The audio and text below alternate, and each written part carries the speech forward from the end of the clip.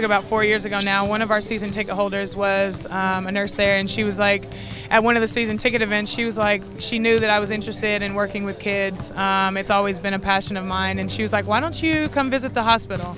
And I was like, okay, I would love to. Like, that would be amazing.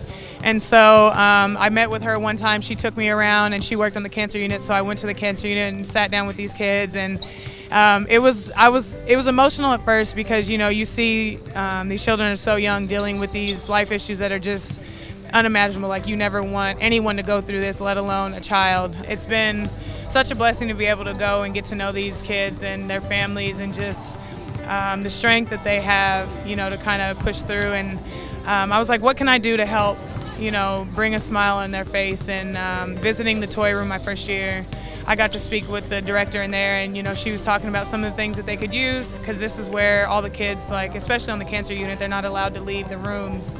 So they bring toys up to their rooms. And so I was like, well, maybe, and I was talking with our media relations lady, and I was like, well, maybe I can do like a toy drive.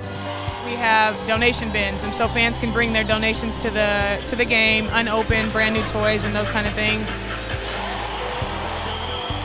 We go through everyday life, and we're worried about problems that are so minute on the scale of things that they're dealing with, and it kind of puts life back in perspective for you.